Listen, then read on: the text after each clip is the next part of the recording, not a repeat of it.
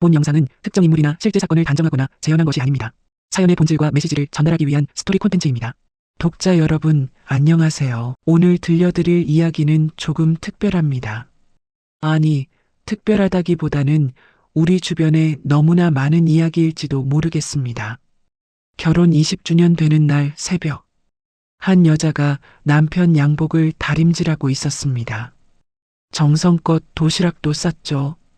남편이 좋아하는 소불고기에 계란말이. 그런데 남편의 반응은 어땠을까요? 됐어. 요즘 누가 도시락 싸와? 촌스럽게. 도시락을 밀어내고 나가버렸습니다. 결혼기념일인 것도 까맣게 잊은 채로요. 이 여자의 이름은 수진. 25살에 결혼해서 지금까지 20년을 살았습니다. 20년 동안 수진이 한 일이 뭔지 아세요? 남편을 변호사로 만들었습니다. 10년 동안요. 새벽 4시에 일어나 도매시장을 뛰었습니다. 갓난아기를 업고 포장했습니다. 허리디스크 수술비가 없어서 6개월을 참았습니다. 손목 터널 증후군이 와도 쉴 수가 없었습니다. 로스쿨 등록금, 학원비, 정장값, 구두값 전부 수진이 벌어서 냈습니다. 그렇게 10년. 드디어 남편이 변호사가 됐습니다. 수진은 생각했죠. 이제 좀 살겠다. 이제 행복해지겠다. 그런데요. 변호사가 된 남편은 이렇게 말했습니다. 내가 번 건 내 거야. 당신도 벌잖아. 왜 맨날 나한테 손 벌려? 10년 동안 자기를 먹여 살린 아내에게요. 집에 오면 한숨부터 쉬었습니다. 집골이 이게 뭐야? 창고야? 밥상을 차려놔도 거들떠보지 않았습니다. 회식이야. 밥 차려놓지 마. 주말이면 골프 간다고 나갔습니다. 아이들 학부모 상담에는 한 번도 안 갔습니다. 그렇게 또 10년이 흘렀습니다. 어느 날 새벽, 수지는 남편 핸드폰에서 이상한 것을 봤습니다. 유라, 심장이 쿵 내려앉았습니다. 그리고 알게 됐죠. 남편이 로펌 후배 여자와 바람을 피우고 있다는 것을. 그것도 모자라 수진이 번 돈으로 그 여자 집 대출금을 갚아주고 있었다는 것을. 20년입니다. 새벽잠 설쳐가며 번 돈으로 남편 변호사 만들어줬더니 그 남편이 자기 돈으로 바람 피우는 여자 집을 사줬습니다. 여러분, 여기서 수진이 어떻게 했을 것 같으세요? 울었을까요? 소리 지르고 난리쳤을까요? 아니면 그냥 참았을까요? 수진은 달랐습니다. 눈물을 닦고 노트를 꺼냈습니다. 그리고 4글자를 적었죠. 사회적 매장. 그 밑에 밑줄까지 그었습니다. 20년을 바친 여자의 반격이 시작됐습니다. 남편은 지금 어디에 있을까요? 로펌에서 잘리고 변호사 자격정지 당하고 그 여자에게도 버림받았습니다. 좁은 원룸에서 혼자 라면을 끓여 먹고 있죠. 그리고 수지는요? 자기 이름 건 회사 대표가 됐습니다. 연매출 5억짜리 회사요. 전국 소상공인 박람회에서 강연도 합니다. 48살에 이혼해서 50살에 새 인생을 시작한 여자. 50이 뭐가 늦어. 이제 시작이야라고 말하는 여자. 오늘 이야기는 그 여자, 수진의 이야기입니다. 어떻게 20년을 버텼는지, 어떻게 남편의 불륜을 알게 됐는지, 어떻게 반격을 준비했는지, 그리고 어떻게 새 인생을 시작했는지, 끝까지 함께 해주세요. 분명히 말씀드립니다. 오늘 이야기는 단순한 복수극이 아닙니다. 희생만이 미덕이 아니라는 것. 50살에도 새로 시작할 수 있다는 것. 내 인생의 주인은 나라는 것. 그 메시지를 전해드리고 싶습니다. 자, 이제 시작합니다. 결혼 20주년 새벽. 수진의 하루가 시작되고 있었습니다. 챕터 1 변호사 남편의 민낯. 결혼 20주년이 되는 날 새벽, 수진은 4시에 눈을 떴습니다. 옆자리에서 코를 골며 자는 재혁의 얼굴을 잠시 바라보다가 조용히 침대에서 일어났죠. 오늘은 뭐라도 한마디 해주려나. 수지는 혼잣말을 중얼거리며 다리미판 앞에 섰습니다. 재혁의 양복을 가지런히 펴놓고 다리미질을 시작했죠. 스팀이 올라오는 사이 수지는 부엌으로 가서 도시락을 쌌습니다. 재혁이 좋아하는 소불고기, 계란말이, 시금치나물. 새벽부터 분주하게 움직이는 수진의 손끝에는 20년의 세월이 묻어 있었습니다. 아침 7시 재혁이 침실에서 나왔습니다. 수진은 환하게 웃으며 도시락을 내밀었죠. 여보, 오늘 도시락 싸놨어. 소불고기야, 좋아하잖아. 재혁은 도시락을 힐끗 보더니 손으로 밀어냈습니다.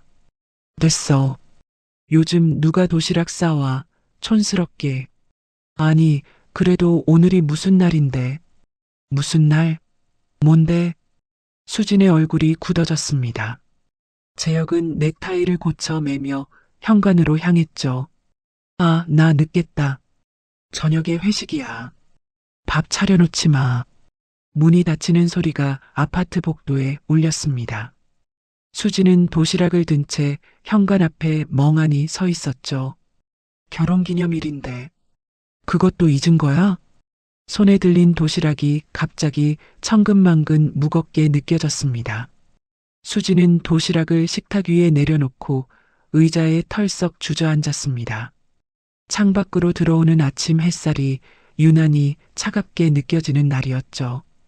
오전 10시 수지는 거실 한쪽에 쌓인 택배 박스들 앞에 앉았습니다. 오늘 처리해야 할 주문이 50건. 손목 보호대를 낀 손으로 박스를 접고 물건을 포장하고 송장을 붙이는 작업을 반복했죠. 하나, 둘, 셋. 수지는 포장을 하면서 문득 20년 전 그날을 떠올렸습니다. 25살 봄날 친구 미영의 소개로 만난 남자. 낡은 청바지에 허름한 셔츠를 입고 나타난 재혁은 어딘가 다른 눈빛을 가지고 있었죠. 솔직히 말할게요. 저 지금은 별 볼 일 없어요. 재혁은 맥주잔을 만지작거리며 말했습니다. 지방대 나왔고 지금은 작은 회사 말단이에요. 근데 저 꿈이 있어요. 꿈이요? 네. 변호사요. 늦었다는 거 알아요. 근데 포기 못하겠어요. 재혁의 눈이 반짝였습니다. 수지는 그 눈빛에서 무언가 다른 것을 봤죠. 허세 부리는 남자들을 많이 봤지만 이 사람은 진심이었습니다. 이런 저 부담스럽죠? 아니요. 수진이 웃으며 말했습니다. 저도 같이 꿈꿔볼까요? 포장 테이프를 끊는 소리에 수지는 현실로 돌아왔습니다. 20년 전 그 설렘이 언제 이렇게 변해버린 걸까요? 그때 그 사람 만나. 수지는 한숨을 쉬며 다시 손을 움직였습니다. 연애 시절 수지는 늘 재혁을 위해 뛰었습니다. 데이트 비용은 티 안 나게 수진이 더 냈죠. 주말이면 도서관 앞에서 김밥을 싸들고 기다렸습니다. 야, 그 남자 공부만 한다며? 그거 다 핑계야. 친구들이 걱정해도 수지는 흔들리지 않았죠. 아니야. 재혁이는 달라. 내가 아는 사람들이랑 달라. 결혼을 결심했을 때 친정아버지는 강하게 반대했습니다. 수진아, 그 남자 지금 뭐 있어? 집도 없고 직장도 없고 공부만 한다며?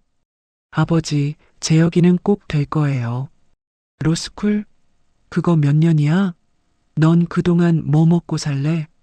제가 벌면 돼요. 제가 다 할 수 있어요. 아버지는 깊은 한숨을 내쉬었습니다. 그래, 내가 선택한 거다. 나중에 후회해도 엄마 아빠 탓하지 마라. 그 말이 20년이 지난 지금도 귓가에 맴돌았습니다. 저녁 8시 현관문이 열리는 소리가 들렸습니다. 수지는 반갑게 일어섰죠. 왔어? 회식 일찍 끝났네. 재혁은 대답 없이 거실을 둘러보다가 얼굴을 찌푸렸습니다. 아, 진짜, 집골이 이게 뭐야? 창고야? 아, 그게 주문이 밀려서. 치워. 손님 오면 어쩔 거야. 손님이 누가 와 맨날 밖으로만 도는데. 수진이 작게 쏘아붙였지만 재혁은 듣지 못한 척 지나갔습니다. 수진이 차려놓은 밥상을 힐끗 보더니 고개를 저었죠. 난 먹었어. 회식에서. 아까 회식 간다면서 또 밥을 먹었어? 거래처 사람들이랑 한잔한 거야. 뭘 그래? 재혁은 방으로 들어가 문을 닫아버렸습니다. 수지는 밥상 앞에 혼자 남았죠. 정성껏 차린 갈비찜이 김이 식어가고 있었습니다. 오늘이 결혼기념일인데. 수지는 밥상 앞에 앉아 멍하니 반찬을 집다가 눈물이 흘러내렸습니다. 10년 전 새벽 도매시장에서 애를 업고 물건을 고르던 자신, 손목 터널 증후군 진단받고도 포장을 멈추지 못했던 날들, 허리디스크 수술비가 없어서 6개월을 미뤘던 시간들, 그 모든 것이 주마등처럼 스쳐 지나갔습니다. 엄마, 왜 그래? 대학생 아들 서준이 방에서 나와 엄마의 눈물을 봤습니다. 아니야. 양파 썰다가. 수지는 얼른 눈물을 닦으며 웃어 보였죠. 아빠가 또 뭐라 했어? 아니라니까. 괜한 걱정 마. 서준은 믿지 않는 눈빛으로 엄마를 바라봤습니다. 하지만 더 이상 묻지 않았죠. 밤 11시 재혁이 술 냄새를 풍기며 침대에 누웠습니다. 수지는 조심스럽게 옆에 앉으며 말했죠. 여보, 있잖아. 뭐? 오늘이 우리 결혼 기념일이야. 재혁은 눈을 감은 채 대답했습니다. 아, 맞다 그랬나? 피곤해. 내일 얘기해. 재혁은 그대로 등을 돌려버렸습니다. 수지는 남편의 등을 바라보다가 천천히 일어났죠. 화장대 앞에 앉은 수진의 눈에 20년 전 웨딩 사진이 들어왔습니다. 활짝 웃고 있는 두 사람. 행복해 보이는 그 얼굴들이 지금은 남처럼 느껴졌죠. 그때 그 사람 맞나? 수진은 서랍을 열어 빛바랜 편지 한 장을 꺼냈습니다. 수진아, 고마워. 당신 덕분에 내가 여기까지 왔어. 내가 꼭 행복하게 해줄게. 사랑해. 재혁의 손글씨였습니다. 로스쿨 합격했을 때 받았던 편지. 수지는 그 편지를 한참 들여다봤습니다. 행복하게 해준다더니. 새벽 1시 잠들지 못한 수지는 베란다에 나와 섰습니다. 도시의 불빛이 반짝거렸죠. 20년. 나 뭘 한 거지. 그때였습니다.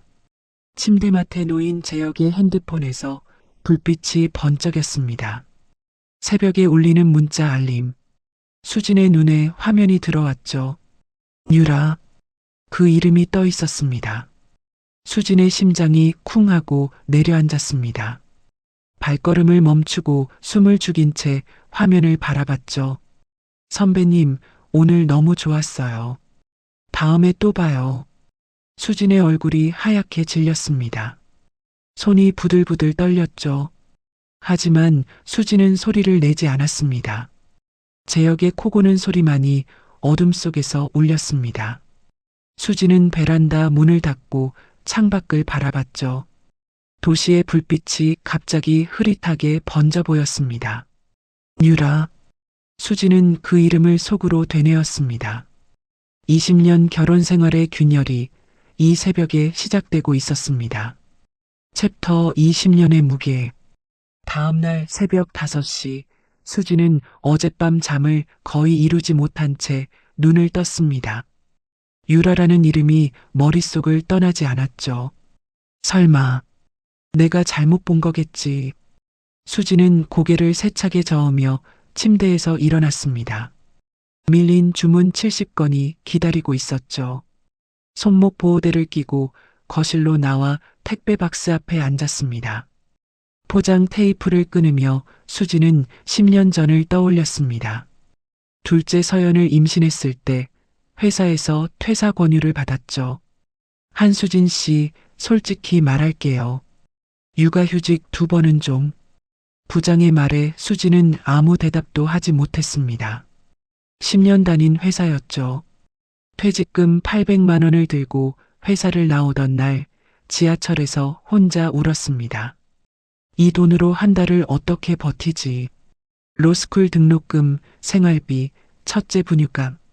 재혁은 공부만 했고 돈은 오로지 수진의 몫이었습니다. 시댁 지원은 없었고 친정아버지는 병원비로 빠듯한 형편이었죠. 퇴사 후 수진은 막막했습니다. 밤마다 베란다에서 몰래 울었죠. 재혁은 몰랐습니다. 아니, 알려고 하지 않았습니다. 어느 날 작아진 아이 옷을 중고로 팔기 시작한 게 계기가 됐습니다. 사장님, 옷 상태가 너무 좋아요. 다른 것도 있으면 올려주세요. 그 한마디에 수진의 눈이 번쩍 떠졌죠. 이거 내가 해볼 수 있겠는데? 새벽 4시 동대문 도매시장. 수진은 어린 서연을 업고 시장을 누볐습니다. 발이 부르트고 허리가 끊어질 것 같았지만 멈출 수 없었죠. 첫 매출 10만 원을 찍던 날 수진은 펑펑 울었습니다. 내가 돈을 벌 수 있구나. 그날 저녁 수진은 재혁에게 달려갔습니다. 여보, 나 오늘 매출 10만 원 찍었어. 재혁은 책에서 눈을 떼지 않고 대답했죠. 그래, 수고했네. 그게 끝이었습니다. 축하도 격려도 고마움도 없이 그냥 지나갔죠. 근데 집 좀 치워. 박스 때문에 공부가 안 돼. 수지는 웃음기가 사라진 얼굴로 고개를 끄덕였습니다. 알았어. 포장을 하던 수진의 손이 멈췄습니다. 10년치 가계부가 눈에 들어왔죠. 책장 한 칸에 빼곡히 꽂힌 가계부들. 수지는 그중 한 권을 꺼내 펼쳤습니다. 로스쿨 등록금 500만 원, 변호사 시험 학원비 300만 원, 정장 구입비 150만 원, 구두, 가방, 넥타이. 모두 수진의 사업 수익에서 나간 돈이었습니다. 이게 다 내가 번 돈이었네. 수진은 가계부를 덮으며 씁쓸하게 웃었습니다. 자신의 허리디스크 수술비는 6개월이나 미뤘으면서 재혁의 정장값은 한 번도 미룬 적이 없었죠. 점심 무렵 딸 서연이 대학에서 돌아왔습니다. 엄마, 밥 먹었어? 수지는 컴퓨터 앞에서 고개도 돌리지 못한 채 대답했죠. 조금 이따 먹으려고. 또 안 먹은 거지? 서연이 부엌으로 가서 컵라면을 끓여왔습니다. 엄마, 이거라도 먹어. 고마워, 우리 딸. 수진이 라면을 받아들자 서연이 한숨을 쉬었습니다. 엄마는 왜 맨날 아빠 양복은 챙기면서 자기 밥은 안 챙겨? 엄마가 언제 그랬어? 어제도 새벽에 아빠 양복 다리는 거 봤거든? 수지는 대답하지 못했습니다. 서연의 말이 가슴에 콕 박혔죠. 저녁 7시 재혁이 퇴근하며 현관문을 열었습니다. 수지는 삼겹살을 굽고 있었죠. 왔어? 오늘 삼겹살이야. 아, 나 오늘 골프 약속 있어. 밥 필요 없어? 재혁은 방으로 들어가 옷을 갈아입기 시작했습니다. 수지는 이미 구워놓은 고기를 바라보며 물었죠. 골프? 또? 거래처 사람들이야. 어쩔 수 없어. 요즘 골프를 일주일에 몇 번을 가는 거야. 재혁이 짜증스러운 얼굴로 돌아봤습니다. 그게 다 일이야, 일. 당신이 뭘 알아? 내가 뭘 몰라서 그래. 집에 있는 시간이 없잖아. 아, 진짜 잔소리 좀 그만해. 피곤하게. 재혁은 골프백을 챙겨 현관으로 향했습니다. 수진이 뒤따라가며 말했죠. 저녁은 먹고 가. 다이어트 중이야. 고기 무거워. 문이 닫혔습니다. 수진은 구운 삼겹살 앞에 혼자 남았죠. 기름이 치직거리는 소리만 거실에 울렸습니다. 밤 9시 수진은 아이들과 저녁을 먹었습니다. 아들 서준이 밥을 먹다가 물었죠. 아빠 또 안 와? 응, 골프 모임이래. 요즘 골프를 밥 먹듯이 하네. 서연이 젓가락을 내려놓으며 말했습니다. 아빠 이상하지 않아? 집에 통 안 계시잖아. 아빠가 요즘 바쁜가 봐. 수진이 얼버무리자 서준이 고개를 저었습니다. 바쁜 게 아니라 관심이 없는 거잖아. 식탁에 무거운 침묵이 흘렀습니다. 수진은 아무 말도 할 수 없었죠. 아들의 말이 너무 정확했기 때문입니다. 밤 11시 재혁이 들어와 샤워를 했습니다. 수진은 세탁물을 정리하다가 재혁의 와이셔츠를 집어들었죠. 코끝에 낯선 향기가 스쳤습니다. 이거, 수진은 와이셔츠를 코에 가까이 가져갔습니다. 달콤하고 진한 여자 향수. 수진이 쓰는 향수가 아니었죠. 내 향수가 아닌데. 수진의 손이 떨렸습니다. 어젯밤 본 유라라는 이름이 머릿속에 떠올랐죠. 설마. 수진은 와이셔츠를 세탁기에 넣으며 애써 무시하려 했습니다. 하지만 심장이 쿵쿵 뛰는 것은 어쩔 수 없었죠. 침실로 들어가니 재혁은 이미 잠들어 있었습니다. 그런데 뭔가 달랐죠. 재혁의 핸드폰이 화면을 아래로 엎어져 있었습니다. 예전에는 그러지 않았는데 언제부터 저랬지. 수지는 침대에 누웠지만 잠이 오지 않았습니다. 천장을 바라보며 생각했죠. 와이셔츠의 향수, 새벽에 온 문자, 화면을 엎어놓은 핸드폰, 잦은 회식과 골프. 내가 너무 예민한 건가? 수지는 눈을 감았습니다. 하지만 머릿속은 복잡하게 돌아갔죠. 새벽 3시 수지는 결국 잠들지 못하고 일어났습니다. 거실 소파에 앉아 어둠 속에서 생각에 잠겼죠. 10년. 재혁이 변호사가 된 지 10년. 그동안 뭐가 달라졌나? 내가 번 건 내 거야. 당신도 벌잖아.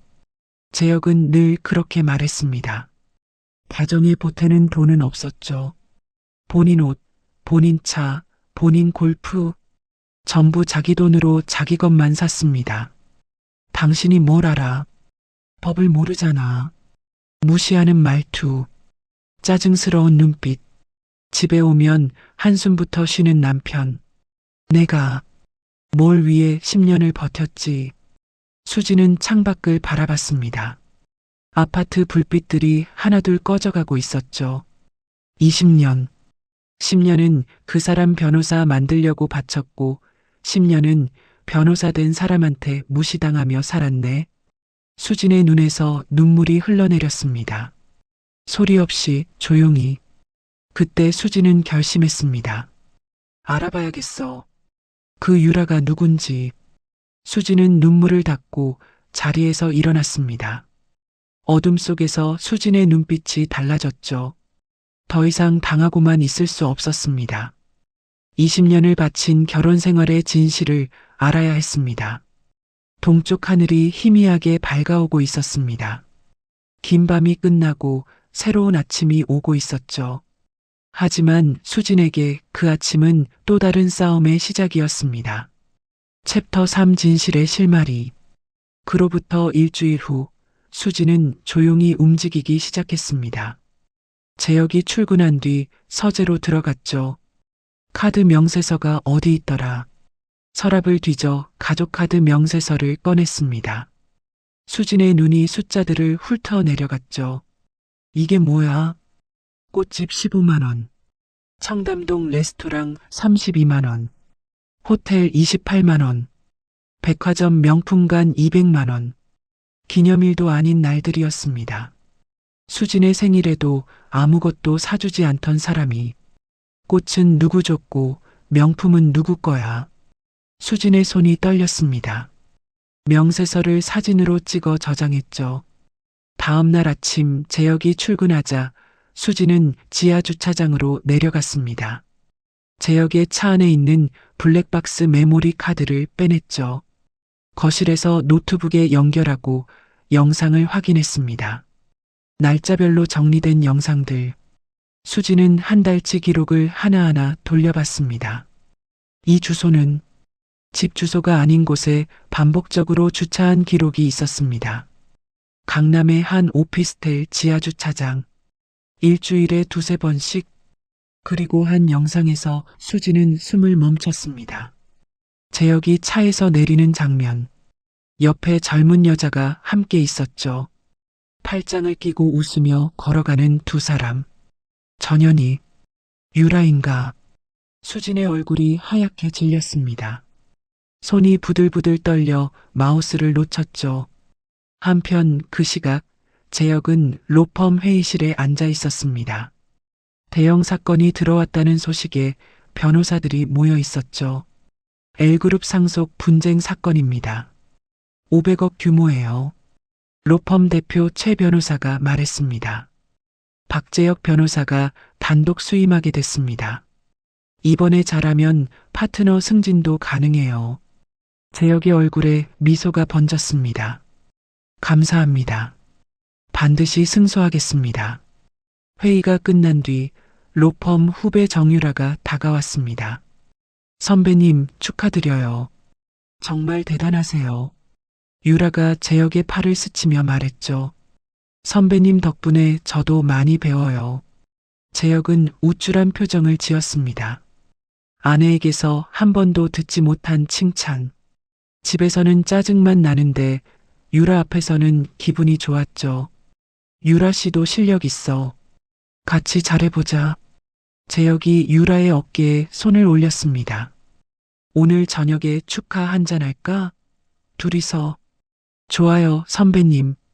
유라가 환하게 웃었습니다. 다음 날 오후 수지는 20년 지기 친구 미영을 만났습니다. 카페 구석 자리에 마주 앉았죠. 야, 얼굴이 왜 그래? 무슨 일 있어? 미영이 걱정스러운 눈으로 물었습니다. 수지는 한참을 망설이다가 입을 열었죠. 미영아, 재혁이가 바람 피우는 것 같아. 뭐? 그게 무슨 소리야? 수지는 핸드폰을 꺼내 카드 명세서와 블랙박스 캡처를 보여줬습니다. 이것 봐. 꽃집, 호텔 명품. 그리고 이 여자. 미영이 사진을 확대해서 봤습니다. 야, 이거 불륜이야, 불륜. 확실해. 근데 확실한 증거가 없잖아. 사진만으로는. 그럼 흥신소 써. 미영이 단호하게 말했습니다. 야, 너 20년 바쳐놓고 빈손으로 쫓겨날 거야? 확실한 증거 없으면 재혁이 발뺌해. 흥신소까지 써야 해? 당연하지. 그 인간 변호사야. 법 잘 알잖아. 증거 없으면 너만 손해야. 수지는 한숨을 쉬었습니다. 내가 여기까지 왔구나. 수진아. 미영이 수진의 손을 잡았습니다. 지금 마음 아픈 거 알아. 근데 현실적으로 생각해. 20년을 바쳤는데 그냥 당할 순 없잖아. 수지는 고개를 끄덕였습니다. 알았어. 소개해줘.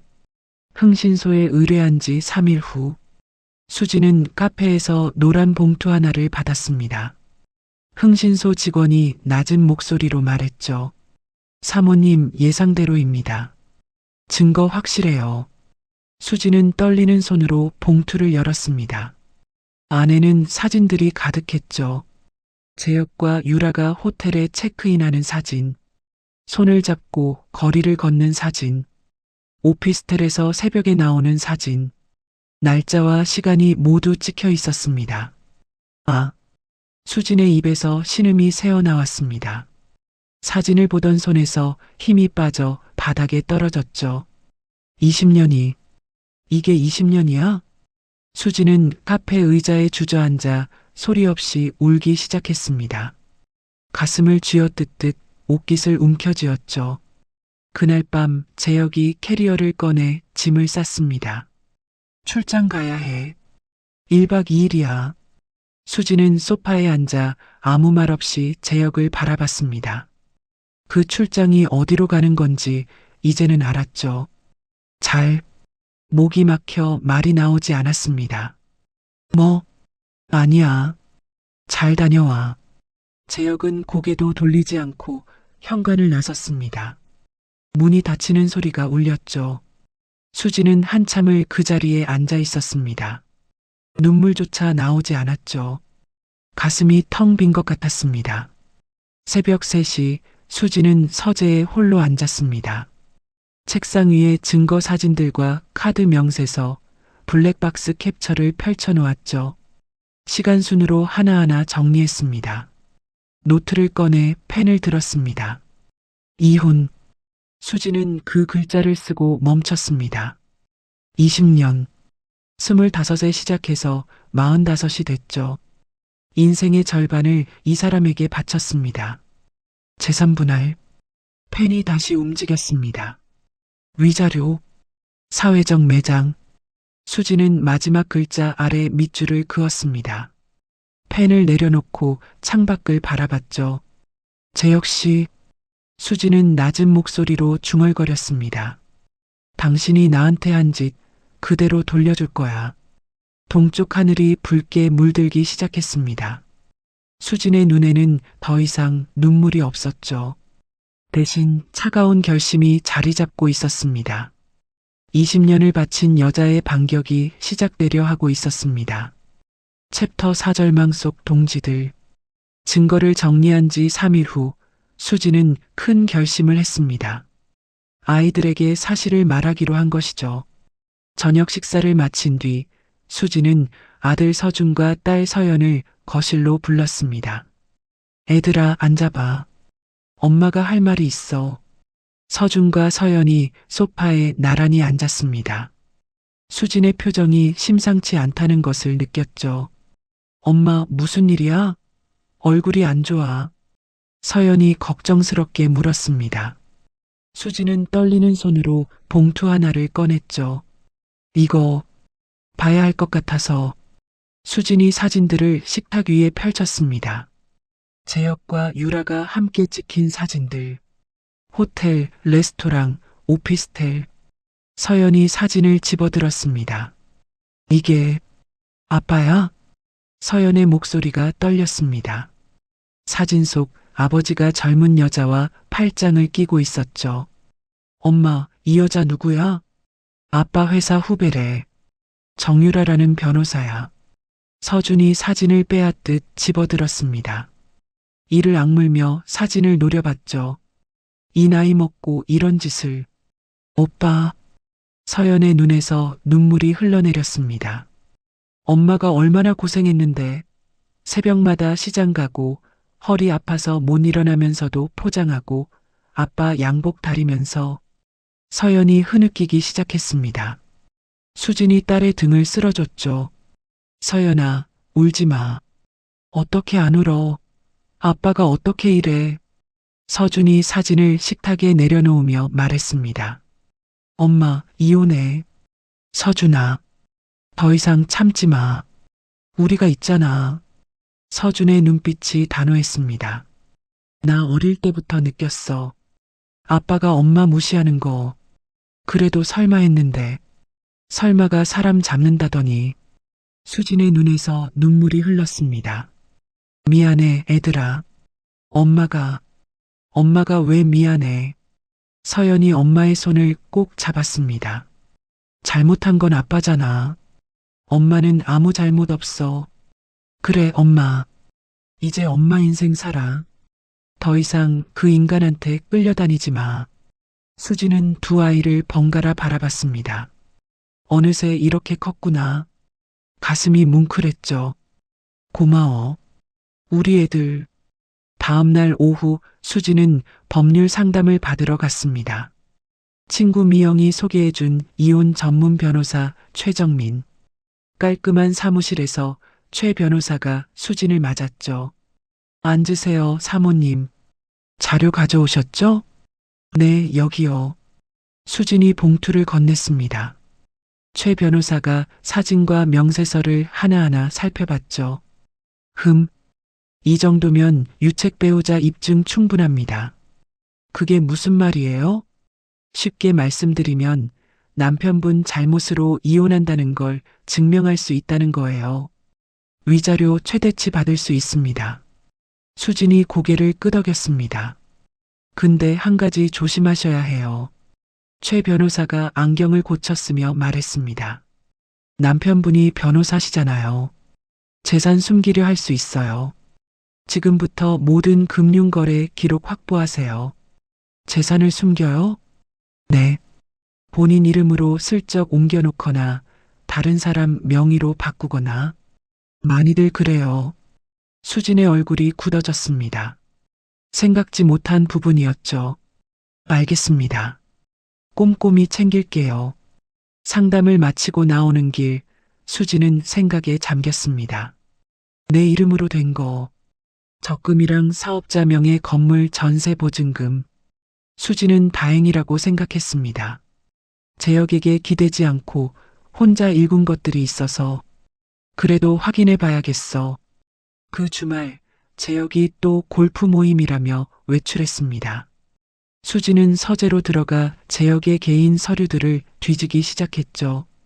서랍장 깊숙이 숨겨진 서류 봉투가 눈에 띄었습니다. 수진이 봉투를 열었죠. 이게 뭐야? 펀드 가입 서류 3장. 모두 재혁 단독 명의였습니다. 수진은 전혀 모르는 것들이었죠. 언제 이런 걸 들었어? 그리고 또 한 장의 서류. 오피스텔 임대차 계약서. 수진의 눈이 커졌습니다. 정유라 명의. 임차인 이름에 정유라라고 적혀 있었습니다. 그런데 대출금 이자 납부 내역을 보니 이거 우리 가족 카드에서 나간 거잖아. 수진의 손이 부들부들 떨렸습니다. 내 돈으로 전원집을 사줬어? 치가 떨렸습니다. 20년간 새벽잠 설쳐가며 번 돈. 그 돈으로 바람 피우는 여자 집 대출금을 갚아주고 있었던 거죠. 수지는 분노를 사기며 모든 서류를 사진 찍어 저장했습니다. 원래대로 봉투에 넣고 서랍장에 돌려놓았죠. 핸드폰을 꺼내 최 변호사에게 문자를 보냈습니다. 추가 증거 확보했어요. 재산 은닉시도 정황도요. 곧바로 답장이 왔습니다. 잘하셨어요. 내일 사무실로 오세요. 수지는 핸드폰을 내려놓고 창밖을 바라봤습니다. 박재혁? 넌 끝이야. 그날 밤 수지는 아이들과 함께 거실에 모였습니다. 애들아, 추가로 알아낸 게 있어. 서준과 서연이 엄마를 바라봤습니다. 수진이 핸드폰 사진을 보여줬죠. 아빠가 몰래 펀드 들어놓고 저 여자 집 대출금도 우리 카드로 내고 있었어. 뭐? 서준이 벌떡 일어났습니다. 엄마 돈으로 전원집을 사줬다고? 진짜 미쳤네, 진짜. 서연이 이를 갈았습니다. 어떻게 저래? 인간이 어떻게 저래? 서준이 주먹을 쥐며 말했습니다. 엄마, 우리 확실하게 하자. 아빠 로펌에 익명으로 제보하자. 오빠 말이 맞아. 변호사협회에도 신고해야지. 수진이 아이들을 바라봤습니다. 너희가 도와줄 수 있어? 당연하지. 서준이 고개를 끄덕였습니다. 우리가 역할 나눠서 하자. 엄마 혼자 다 할 필요 없어. 서연이 노트를 꺼내 펼쳤습니다. 엄마는 변호사님이랑 법적인 거 준비하고, 오빠는 로펌 쪽 알아보고, 나는 변호사협회 신고 절차 찾아볼게. 수진의 눈에 눈물이 고였습니다. 고마워, 애들아. 정말. 엄마, 울지 마. 서연이 엄마를 안았습니다. 이제 우리가 엄마 편이야. 아빠한테 제대로 본때를 보여주자. 서준이 노트에 크게 썼습니다. 작전명 지옥행. 세 모녀가 서로를 바라보며 끄덕였습니다. 이제 반격이 시작되는 거죠. 밤이 깊어갔습니다. 거실 불빛 아래에서 세 사람이 머리를 맞대고 계획을 짰죠. 수진의 마음속에서 두려움이 사라지고 있었습니다. 혼자가 아니라는 것, 그것만으로도 큰 힘이 됐죠. 20년을 참았어. 이제 더는 안 참아. 수진은 속으로 다짐했습니다. 창밖으로 달빛이 고요히 비추고 있었죠. 챕터 5심판의 날. 준비를 마친 지 2주 후 수진은 변호사 최정민과 함께 재혁의 로펌을 찾았습니다.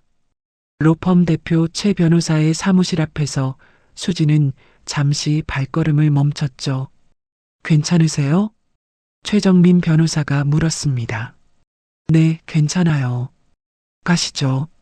수진이 문을 열고 들어갔습니다. 로펌 대표 최 변호사가 자리에서 일어나 맞았죠. 어서 오세요. 무슨 일로 오셨습니까? 박재혁 변호사의 아내입니다. 수진이 담담하게 말했습니다. 남편의 비윤리적 행위에 대해 알려드리러 왔습니다. 수진이 준비해온 서류 봉투를 책상 위에 올려놓았습니다. 최 변호사가 봉투를 열어 사진들을 꺼냈죠. 호텔 체크인 사진, 손잡고 걷는 사진, 오피스텔에서 나오는 새벽 사진, 그리고 오피스텔 계약서와 카드 명세서. 최 변호사의 얼굴이 점점 굳어졌습니다. 이게 사실입니까? 네, 모두 사실입니다. 상대 여자는 이 로펌 소속 정유라 변호사예요. 정유라 변호사? 최 변호사가 놀란 표정을 지었습니다. 거기다 남편은 정유라 변호사 명의 오피스텔 대출금을 가족카드로 갚고 있었어요. 이건 횡령 아닌가요? 최 변호사가 서류들을 다시 한번 훑어봤습니다. 한참을 침묵하다가 입을 열었죠. 이게 사실이면 로펌 명예가 걸린 문제입니다. 확인 후 조치하겠습니다. 감사합니다.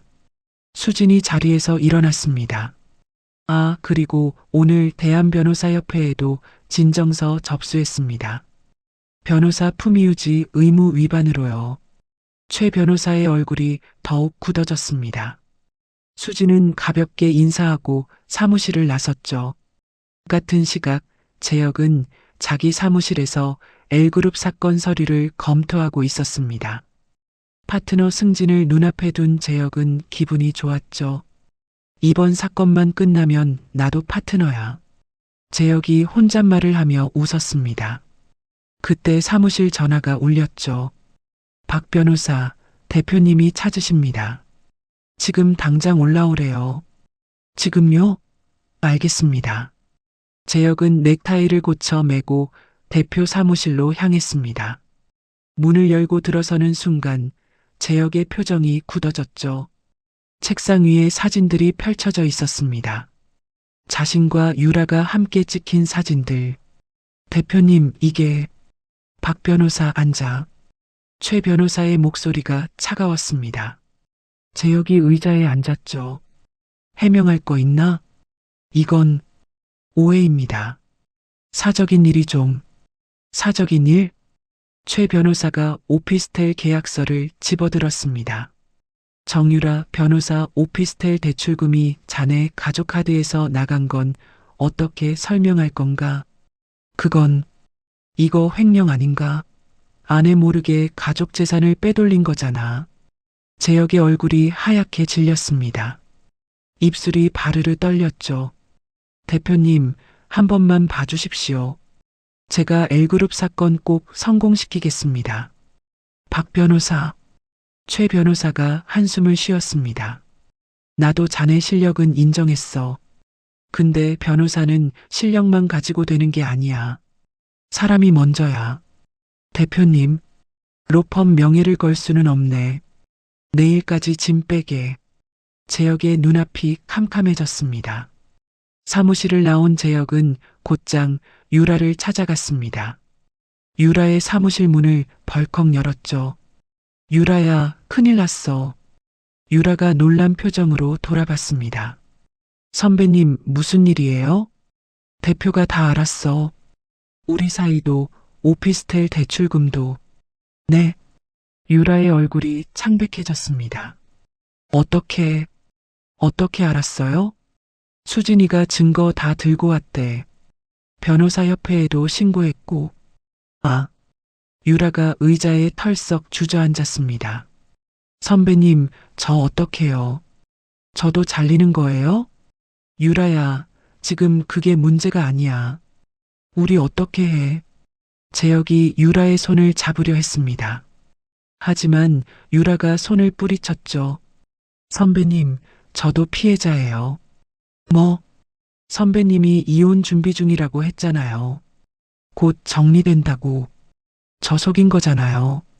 유라야, 그게... 저는 몰랐어요. 선배님이 아직 결혼 상태인 줄 몰랐다고요. 유라가 일어서며 말했습니다. 저는 제 앞가림 해야 해요. 선배님 죄송하지만 저 먼저 갈게요. 유라가 사무실을 나갔습니다. 재혁은 텅 빈 사무실에 홀로 남았죠. 일주일 후 변호사협회 징계위원회 결과가 나왔습니다. 품위유지 의무 위반, 6개월 자격정지.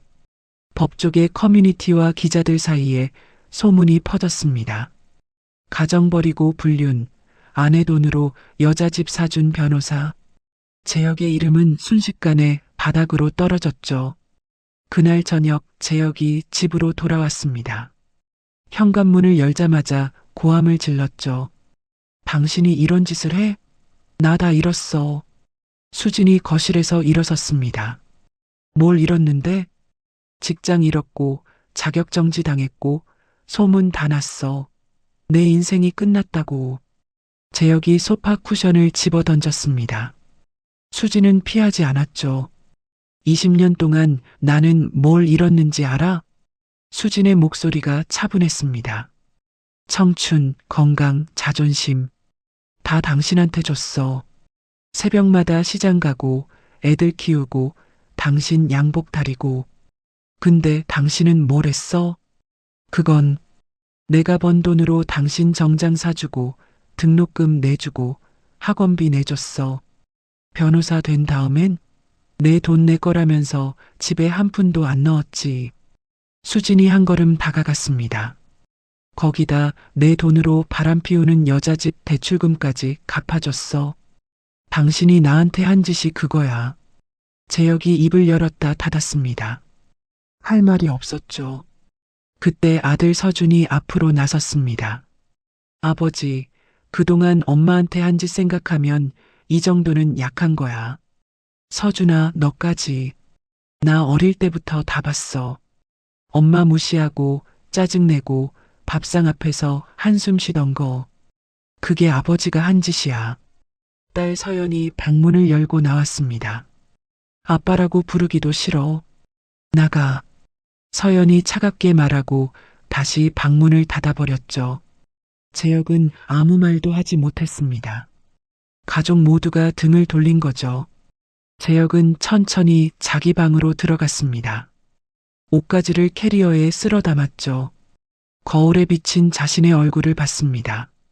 10년 전 변호사 합격했을 때 세상을 다 가진 것 같았는데 내가 뭘 한 거지. 재혁은 캐리어를 끌고 현관을 나섰습니다. 문이 닫히는 소리가 울렸죠. 수지는 부엌으로 갔습니다. 20년 만에 처음으로 남편 걱정 없이 차를 우렸죠. 창밖으로 저녁 노을이 붉게 물들고 있었습니다. 수지는 따뜻한 찻잔을 두 손으로 감싸며 창밖을 바라봤습니다. 길고 긴 어둠이 끝나고 드디어 해가 지고 있었습니다. 하지만 수진에게 그 노을은 끝이 아니라 새로운 시작이었죠. 챕터 6도 다른 폭풍. 재혁이 집을 나간 지 사흘 후 수지는 조금씩 일상을 되찾아가고 있었습니다. 아침에 눈을 떠도 눈치 볼 사람이 없었죠. 이렇게 편할 수가 있나? 수지는 거실 소파에 앉아 커피를 마셨습니다. 20년 만에 느끼는 평화로움이었죠. 그때 핸드폰이 울렸습니다. 동생 수미의 전화였죠. 언니. 수미의 목소리가 다급했습니다. 엄마가 쓰러지셨어. 지금 병원이야. 수진의 손에서 커피잔이 미끄러졌습니다. 뭐라고? 엄마가? 새벽에 갑자기 쓰러지셨대. 뇌출혈이래. 빨리 와. 수진은 핸드폰을 움켜쥐고 벌떡 일어났습니다. 옷도 제대로 챙기지 못한 채 현관을 뛰쳐나갔죠. 병원 응급실에 도착했을 때 수미가 복도에서 울고 있었습니다. 수미야, 엄마는? 수술 들어가셨어. 의사 선생님이 기다리래. 수지는 수술실 앞 의자에 털썩 주저앉았습니다. 빨간 불이 켜진 수술실 문을 멍하니 바라봤죠. 2시간이 지나고 의사가 나왔습니다. 보호자분이세요? 네, 딸이에요. 엄마 어떠세요? 수술은 성공적으로 끝났습니다. 다만 의식 회복까지는 지켜봐야 해요. 의식이 언제 돌아와요? 아직 말씀드리기 어렵습니다. 이틀에서 일주일 정도 걸릴 수 있어요. 수진의 다리에서 힘이 빠졌습니다. 수미가 언니를 부축했죠. 언니 괜찮아? 엄마가 왜? 수진은 중환자실로 옮겨진 어머니를 보러 갔습니다. 말수는 온갖 기계에 연결된 채 눈을 감고 있었죠. 창백한 얼굴이 종이장처럼 하였습니다. 엄마. 수진이 어머니 손을 잡았습니다. 차가운 손이었죠. 엄마 나야. 수진이 눈 좀 떠봐. 대답이 없었습니다. 기계 소리만 규칙적으로 울렸죠. 수진의 눈에서 눈물이 흘러내렸습니다. 나 때문이야. 내가 이혼한다고 했을 때 엄마 얼마나 속상하셨을까. 며칠 전 전화 통화가 떠올랐습니다. 엄마, 나 재혁이랑 이혼해. 뭐? 이혼? 응.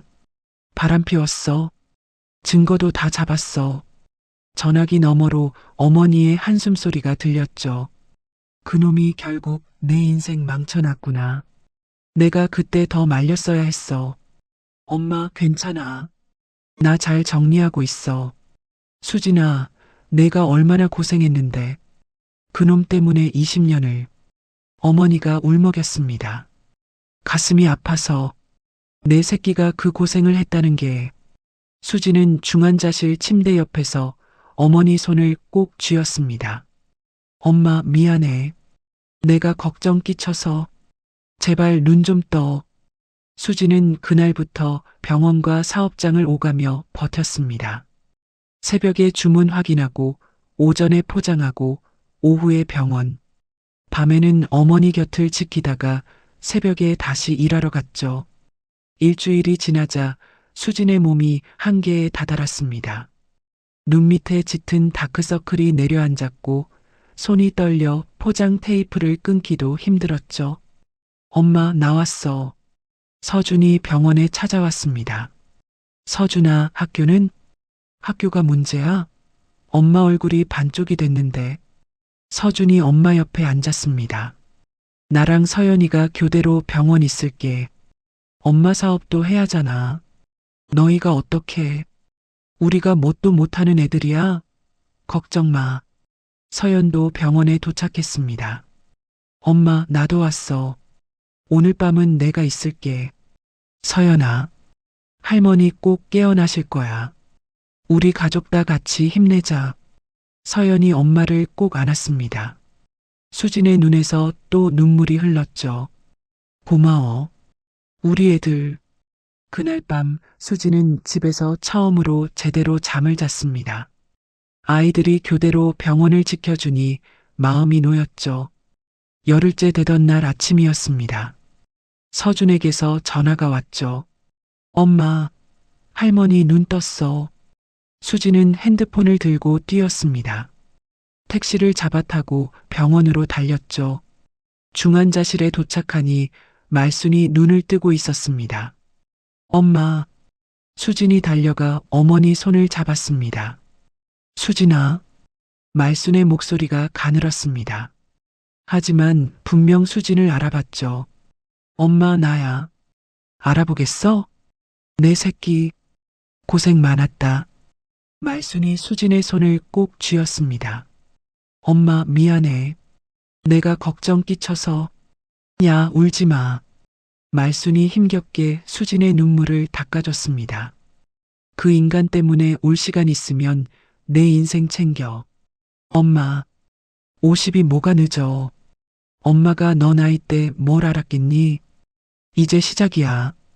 수진은 어머니의 손을 꼭 잡고 울었습니다. 서러움과 안도감이 뒤섞인 눈물이었죠. 알았어, 엄마. 나 잘할게. 걱정 마. 그래, 우리 수진이 잘하는 거 엄마가 다 알아. 말순이 희미하게 웃었습니다. 병실 창으로 햇살이 들어왔습니다. 수진은 그 햇살을 바라보며 마음속으로 다짐했죠. 그래, 엄마 말대로야. 이제 내 인생 살아야지. 그 무렵 재혁은 작은 원룸에서 라면을 끓이고 있었습니다. 로펌 동기들의 단체 대화방에서 퇴출당한 알림을 확인했죠. 나를 내쫓아? 재혁이 핸드폰을 던졌습니다. 유라에게 전화를 걸었지만 연결되지 않았죠. 없는 번호입니다. 번호를 바꿨어? 재혁이 허탈하게 웃었습니다. 텅 빈 원룸에서 라면 냄새만 퍼졌죠. 서랍에서 가족 사진을 꺼냈습니다. 서준이 초등학교 입학하던 날 찍은 사진. 웃고 있는 수진과 아이들. 이게 아닌데. 재혁이 중얼거렸습니다. 하지만 이미 아무도 그의 전화를 받지 않았죠. 창밖으로 비가 내리기 시작했습니다. 재혁은 어두운 원룸에서 혼자 라면을 먹었습니다. 국물이 짠 건지 눈물이 짠 건지 알 수 없었죠. 챕터 7 새벽이 오기 전 어머니가 퇴원한 지 일주일이 지났습니다. 수지는 밀렸던 사업을 정리하며 다시 일상으로 돌아왔죠. 아침에 눈을 뜨면 포장하고 점심에 배송 보내고 저녁에 정산하고 예전과 같은 일과였지만 뭔가 달랐습니다. 이상하다. 왜 이렇게 가볍지? 수지는 거실에서 커피를 마시며 혼잣말을 했습니다. 재혁이 없는 집, 눈치 볼 사람이 없는 아침, 짜증 들을 일 없는 저녁, 남편 없는 집이 이렇게 편할 줄이야. 수지는 쓸쓸하게 웃었습니다. 20년을 함께 산 사람인데 없으니까 오히려 숨통이 트였죠. 서랍에서 오래된 서류 한 장을 꺼냈습니다. 3년 전에 작성해둔 사업 확장 계획서. 재혁이 당신이 무슨 사업 확장이야. 분수를 알아야지라며 비웃었던 그 계획서였죠. 이제 해볼까? 수지는 계획서를 펼치고 노트북을 켰습니다. 법인 설립 절차를 검색하기 시작했죠. 다음 날 수지는 거래처 박 사장을 만났습니다. 사장님, 저 법인으로 전환하려고요. 오, 한 사장님 드디어 크게 하시려고? 네, 이제 좀 더 제대로 해보려고요. 박 사장이 환하게 웃었습니다. 잘 생각하셨어요. 한 사장님 실력이면 충분히 되고도 남지. 감사합니다. 사무실은 알아보셨어요? 아직이요. 천천히 찾아보려고요. 내가 아는 데 있어요. 소개해드릴까요? 수진의 눈이 빛났습니다. 정말요? 감사합니다. 집으로 돌아오는 길, 수진의 발걸음이 가벼웠습니다. 20년 만에 처음으로 자기 일에만 집중할 수 있었죠. 그 주말, 이혼 소송이 본격적으로 시작됐습니다. 수지는 변호사 최정민과 함께 법원에 갔죠. 오늘 첫 조정 기일이에요. 긴장하지 마세요. 네, 알겠어요. 조정실에 들어서니 재혁이 먼저 와 있었습니다. 수진과 눈이 마주쳤지만 수지는 고개를 돌렸죠. 재혁이 먼저 입을 열었습니다. 수진아, 내가 잘못했어. 다시 한번 기회를 줘. 수지는 재혁을 바라봤습니다. 초라한 얼굴, 수염이 덥수룩하게 자라 있었죠. 20년 동안 기회 충분히 줬어. 수진의 목소리가 차가웠습니다. 근데 넌 매번 그걸 발로 찼지. 수진아, 제발. 나한테 뭘 바라는 거야? 다시 새벽부터 일어나서 당신 양복 다리고 도시락 싸고 무시당하면서 살라고? 재혁이 고개를 숙였습니다. 그러지 않을게. 진짜 달라질게. 늦었어. 10년 전에 그 말 했으면 믿었을지도 몰라. 근데 지금은 아니야. 수진이 자리에서 일어섰습니다. 합의 조건만 얘기하자. 더 할 말 없어. 조정 과정에서 재혁이 숨겨둔 펀드와 오피스텔 대출금 문제가 드러났습니다. 재산 은닉 시도가 추가로 인정됐죠. 박재혁 씨, 이건 명백한 재산 은닉입니다. 아내 몰래 자산을 이전한 건 인정하시죠? 조정위원이 물었습니다. 그건 제 노후 자금으로. 가족카드로 제3자 대출금을 상환한 건요? 재혁이 입을 다물었습니다. 최종적으로 합의가 이루어졌습니다. 공동재산의 65%와 위자료 7천만 원. 수진의 완전한 승리였죠. 이혼 서류에 도장을 찍는 순간 수진의 손은 떨리지 않았습니다. 오히려 20년간 어깨를 짓누르던 무게가 스르르 내려가는 느낌이었죠. 법원을 나서니 하늘이 유난히 맑았습니다. 수진은 깊게 숨을 들이쉬었죠. 끝났다. 최정민 변호사가 웃으며 말했습니다. 수고하셨어요, 한수진 씨. 이제 새 출발이에요. 감사합니다. 변호사님 덕분이에요. 아니에요. 한수진 씨가 증거를 잘 모아오셨으니까 가능한 거였어요. 수진은 법원 계단을 내려오며 하늘을 올려다봤습니다. 구름 한 점 없이 파란 하늘. 이제 진짜 끝이구나. 그날 저녁 수진은 아이들과 함께 작은 파티를 열었습니다. 서준이 케이크를 사왔죠. 엄마, 이혼 축하해. 뭐야, 이혼에 축하라니. 수진이 웃으며 말했습니다. 당연히 축하지. 그 인간한테서 벗어났잖아. 서연이 케이크에 초를 꽂았습니다. 엄마, 소원 빌어. 소원? 응. 이제 엄마 하고 싶은 것만 해. 수진이 눈을 감고 초를 불었습니다. 아이들이 박수를 쳤죠. 엄마, 뭐 빌었어? 비밀이야. 수진이 웃었습니다. 서준이 케이크를 자르며 말했습니다. 엄마, 진짜 고생 많았어. 이제 엄마 인생 살아. 그래, 고마워. 우리가 있잖아. 뭐든 도와줄게. 서연이 엄마를 안았습니다. 엄마가 제일 예뻐. 사랑해. 수진의 눈에 눈물이 고였습니다. 행복한 눈물이었죠. 다음 주 수진은 미용실에 갔습니다. 20년 만에 처음으로 자기 자신을 위한 시간이었죠. 어떻게 해드릴까요? 짧게 잘라주세요. 시원하게요. 미용사가 가위를 들었습니다. 싹둑싹둑 긴 머리카락이 바닥으로 떨어졌죠. 거울 속에 새로운 얼굴이 나타났습니다. 와, 10년은 젊어 보이세요. 정말요? 수진이 거울 속 자신을 바라봤습니다. 언제 이렇게 늙었나 싶었던 얼굴이 환해 보였죠. 수진아, 오래 기다렸어. 이제 내 차례야. 수진은 거울 속 자신에게 말했습니다. 한 달 후 사업법인화가 완료됐습니다. 한수진 컴퍼니라는 간판이 작은 사무실에 걸렸죠. 첫 출근 날 수진은 사무실 문 앞에 섰습니다. 내 이름이 걸린 회사라니 가슴이 벅찼습니다. 사무실 안에는 새로 채용한 직원 2명이 기다리고 있었죠. 대표님, 안녕하세요. 안녕하세요. 앞으로 잘 부탁드려요. 수진이 밝게 웃었습니다. 저희야말로 잘 부탁드립니다. 같이 열심히 해봐요.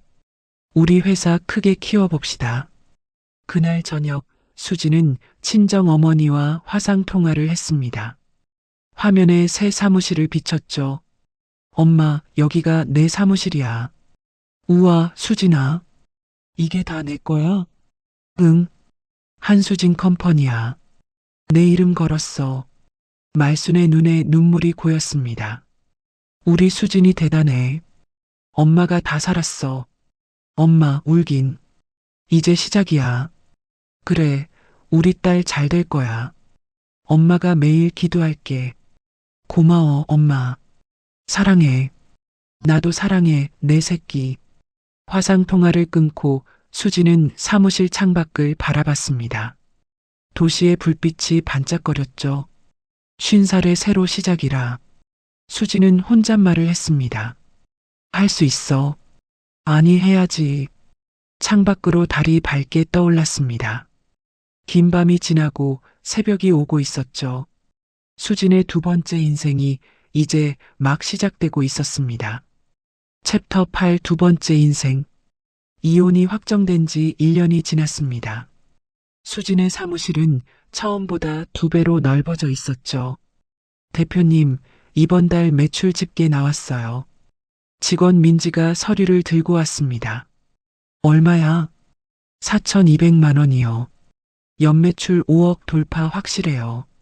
수진이 환하게 웃었습니다. 진짜?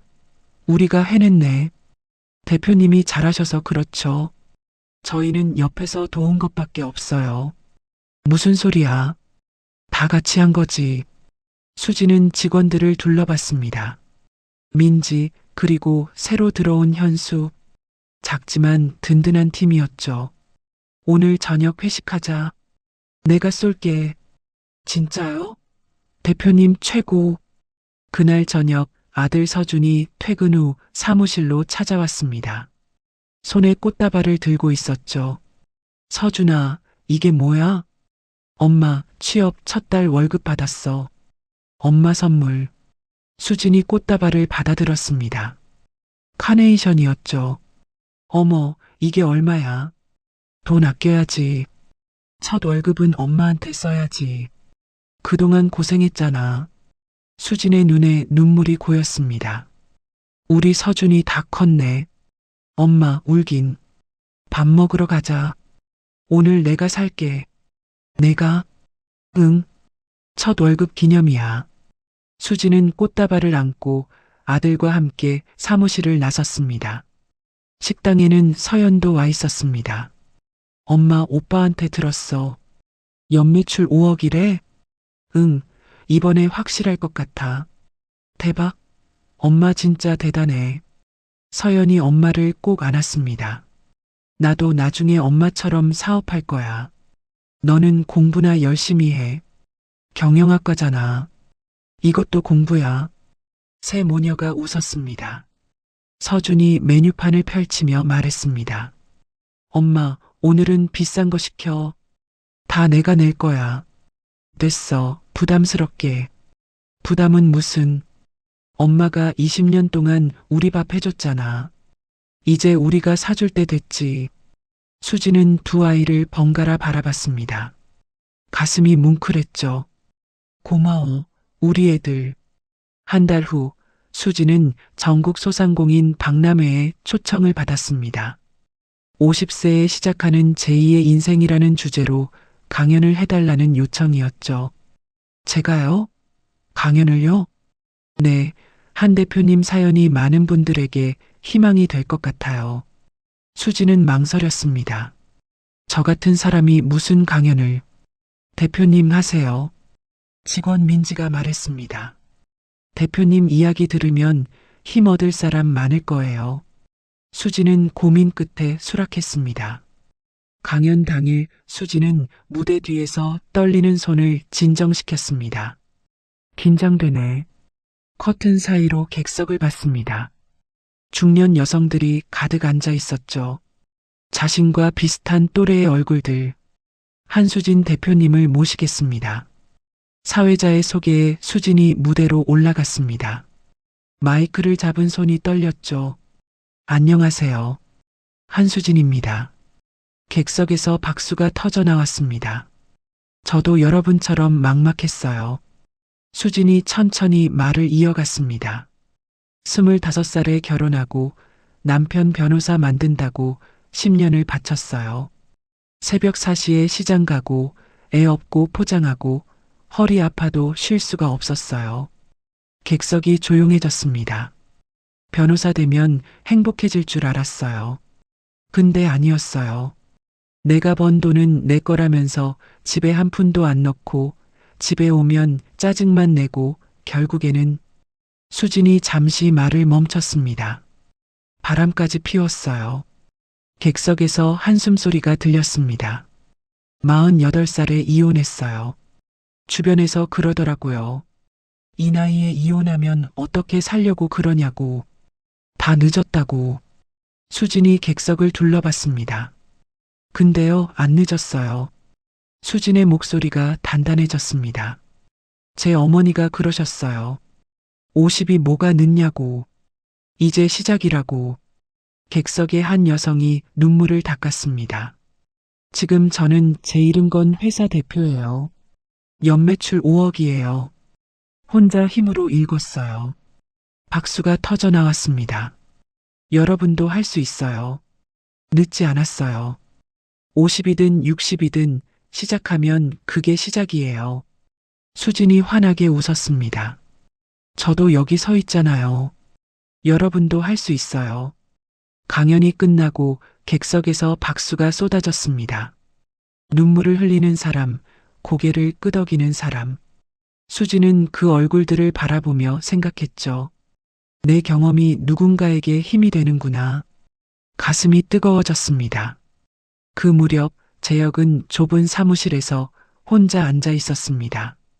변호사 자격정지가 풀렸지만 받아주는 로펌이 없었죠.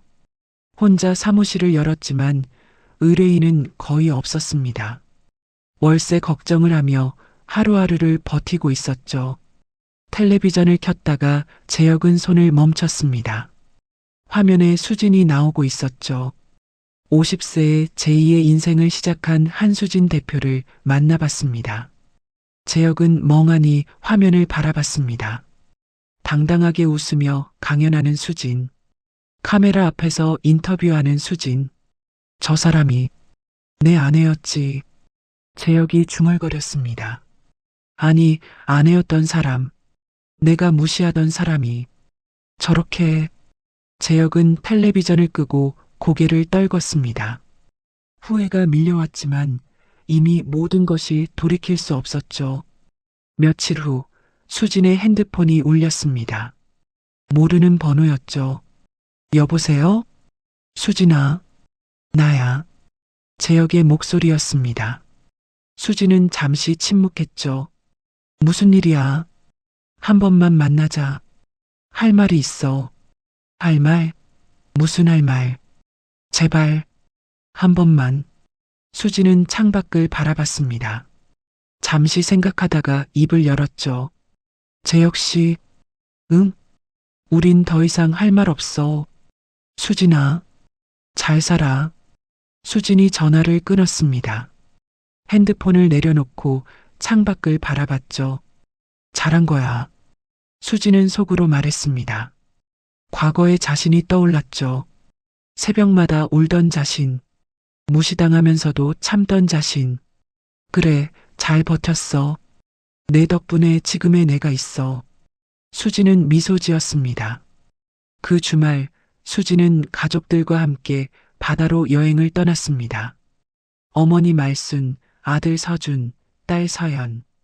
펜션 테라스에서 바다를 바라보며 앉았죠. 엄마, 우리 이렇게 여행 온 거 진짜 오랜만이다. 서연이 웃으며 말했습니다. 맞아. 언제 왔었지? 서연이 초등학교 때, 그 뒤로 처음인 것 같아. 서준이 맥주를 건네며 말했습니다. 아니, 이렇게 편한 건 처음이야. 뭐가? 예전엔 아빠 눈치 보느라 긴장했잖아. 지금은 그런 거 없으니까. 서연이 고개를 끄덕였습니다. 맞아. 나도 그랬어. 아빠 있으면 왠지 조심하게 됐는데. 수지는 두 아이를 바라봤습니다. 미안해. 엄마가 더 일찍 결정했어야 하는데. 엄마, 그 소리 또 해? 서준이 웃었습니다. 지금 이렇게 행복하면 된 거야. 과거는 과거고. 말순이 수진의 손을 잡았습니다. 수진아, 내가 이렇게 웃는 거 보니까 엄마가 다 살았다. 엄마, 내가 그때 더 말렸어야 했는데. 25년 전에. 아니야, 엄마. 내가 선택한 거였어. 그래도 내 새끼 고생한 거 생각하면 말순의 눈에 눈물이 고였습니다. 엄마, 울지 마. 지금 행복하잖아. 수진이 어머니 손을 꼭 잡았습니다. 앞으로 더 많이 웃을게. 약속해. 그래, 우리 수진이. 이제 좋은 일만 있을 거야. 해가 지기 시작했습니다. 하늘이 붉게 물들었죠. 엄마, 사진 찍자. 서연이 핸드폰을 들었습니다. 네 사람이 테라스 난간에 나란히 섰죠. 김치, 찰칵. 노을을 배경으로 환하게 웃는 네 사람. 저녁을 먹고 수지는 혼자 백사장을 걸었습니다. 파도 소리가 잔잔하게 들렸죠. 20년. 수지는 중얼거렸습니다. 그 시간이 아깝지 않아. 발밑으로 파도가 밀려왔다 빠져나갔습니다. 그 시간이 있었기에 지금의 내가 있으니까. 수지는 하늘을 올려다봤습니다. 노을이 바다 위로 길게 드리워져 있었죠. 50살. 내 인생은 이제 시작이야. 수지는 앞으로 걸어갔습니다. 발자국이 모래 위에 찍혔죠. 노을빛이 수진의 뒷모습을 환하게 비추었습니다. 파도가 밀려와 발자국을 지웠습니다. 하지만 수지는 멈추지 않고 앞으로 걸어갔죠. 새로운 발자국을 찍으며, 새로운 길을 만들며, 바다 위로 첫 번째 별이 떠올랐습니다. 긴 하루가 끝나고 새로운 밤이 시작되고 있었죠. 수진의 두 번째 인생은 이제 막 시작이었습니다. 글을 마치면서 수진의 이야기를 따라오신 여러분께 몇 마디 전하고 싶습니다. 우리는 살면서 참 많은 것을 줍니다. 시간을 주고, 마음을 주고, 젊음을 주고, 건강을 줍니다. 사랑하는 사람을 위해서라면 기꺼이 내 것을 내어주죠. 그게 사랑이라고, 그게 헌신이라고, 그게 가족이라고 믿으면서요. 수진도 그랬습니다. 25살에 시작한 결혼 생활. 남편의 꿈을 자기 꿈처럼 품고 20년을 달렸죠. 새벽 4시에 일어나 시장을 누비고 아이를 업고 포장하고 허리가 끊어질 것 같아도 쉬지 못했습니다. 그게 아내의 도리라고, 그게 엄마의 역할이라고 생각했으니까요. 하지만 돌아온 건 무엇이었나요? 당신이 뭘 알아?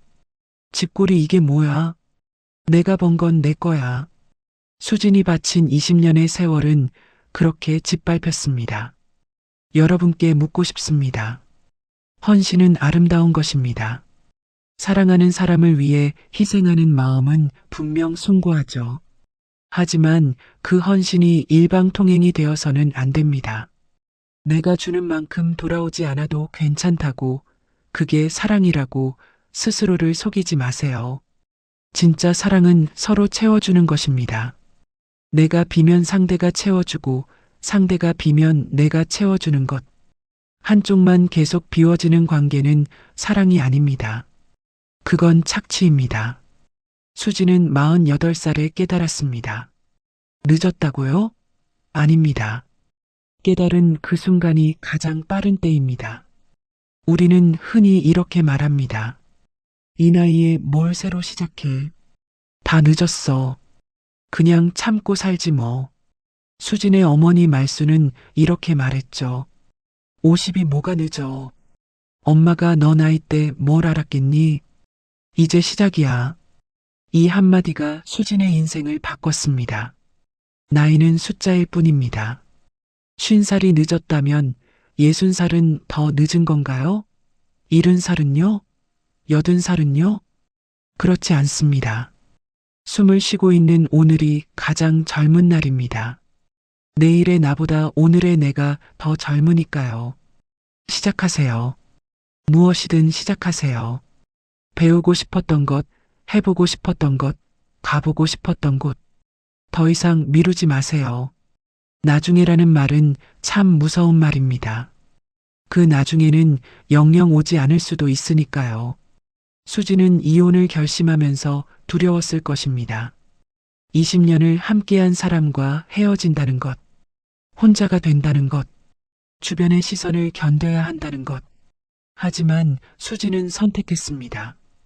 두려움 속에 머무르는 대신 두려움을 뚫고 나아가기를요.